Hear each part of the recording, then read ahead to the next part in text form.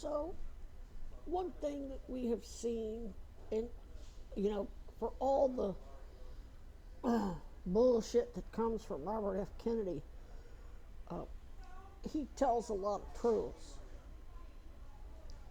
And one thing he's very right about is that power changes your brain. Well, something that everybody needs to understand. I just flipped the script on the motherfuckers. I just went after their Achilles heel. I've known about their Achilles heel since before I ever got to Vermont. Remember, they had that unlicensed attorney trying to illegally solicit my case. And try to lure me to Arizona or Florida where it was warm. And he wasn't alone. He had 2 or 3 other people with him. He was dropping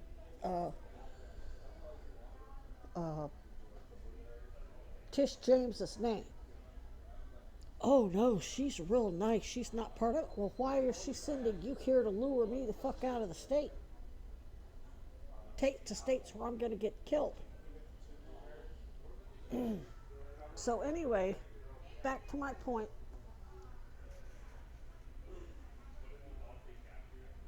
All of my life, I've always had the power.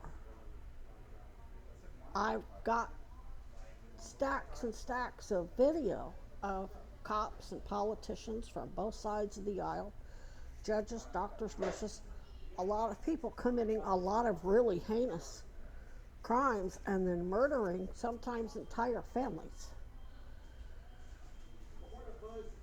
Went back to Missouri.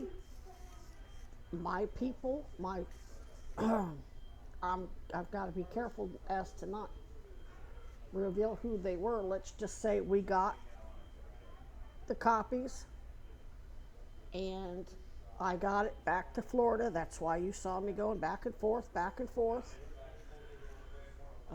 Returned back to Florida again. The second trip I stayed with Ruby. Was it that trip? Or was it? Shit, I don't remember, to be honest. There was so much going on and I was going septic.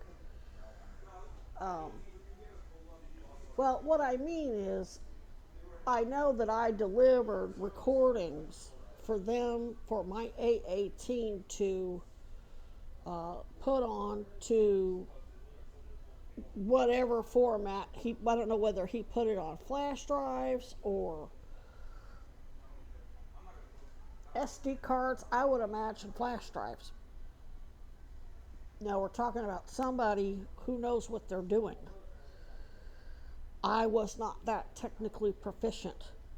Watching them, that's when I learned to pick up an adapter so I could transfer files off my phone while it was on airplane mode. And I disabled 2 or 3 of the phones by removing Google Play services, so Google could not access my files, whether it was ACR call recording app, my audio files, or video. And they're technically, how can I put this without saying too much? Let's just say they definitely know how. Let's just say their job, maybe it wasn't a job, maybe it was just a hobby. He might have just been a techie by nature. I think he kind of was just a techie by nature.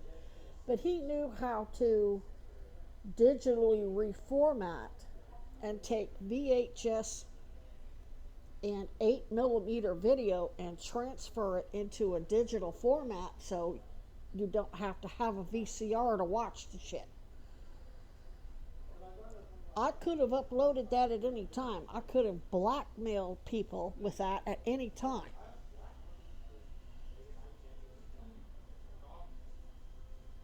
I didn't. I said I did, but I didn't. Because if it were real, I would have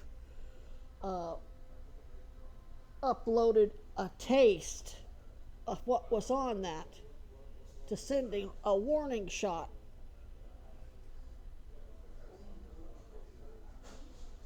which I can do that. I'm counterterrorism, counterinsurgency. I'm sworn and immunized. I can use scare tactics to do whatever. And that was all smoke.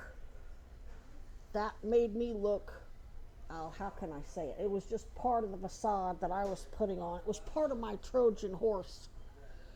You know, only in the movie Odyssey, the Trojan horse looks like a very pretty, handsome gift from the gods. My facade, my Trojan horse disguise, was just looking like a homeless, old, fat, crippled broad dying of cancer.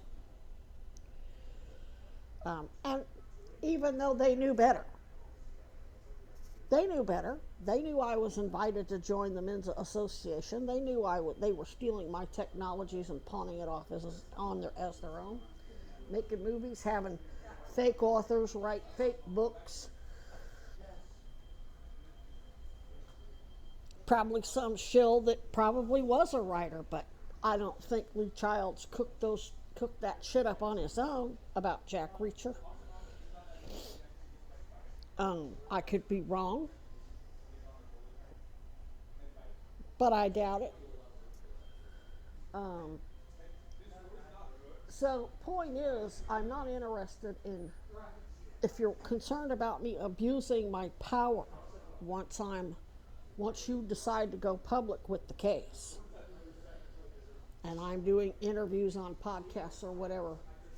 For me, this is all about Michaela Raines. That young lady lost her life. She was a prodigy. She had accomplished more in her life than I had at that point. I wouldn't be where I am if I hadn't come across her channel. I had no idea that industrial farming was as abuse. I didn't know fur farms still existed.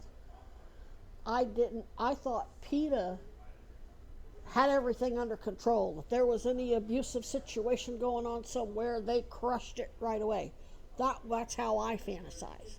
I fantasize that the good people are in control. I still didn't, at that point, understand how evil these bastards were. I hadn't seen Dallas Buyers Club. And then once I started watching Michaela's channel, then all these other videos started popping up into my feed from PETA, where they would go in undercover at these fur farms and regular dairy farms and show just absolutely how insanely horrific shit was. And then I started remembering other stuff I'd seen on the news, like how Walmart was injecting its beef with either carbon dioxide or carbon monoxide to make it red so it didn't turn brown.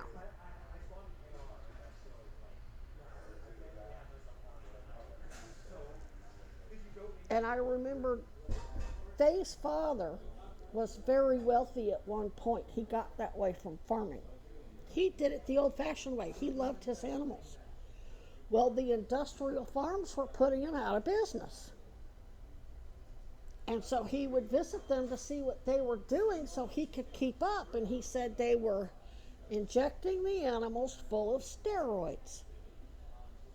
And they became, in the male he was a turkey farmer, and he would inject them with the steroids, and then they would try to screw each other.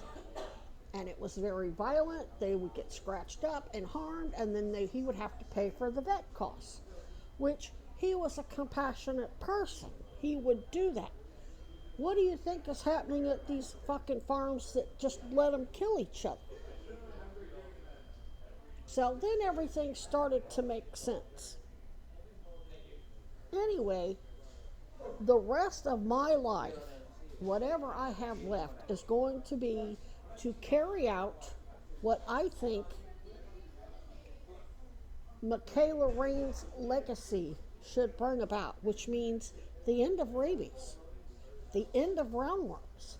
If you're going to create pesticides and vaccinations and do something that's actually going to do somebody some good, Now, the US data says only one person dies, one or two people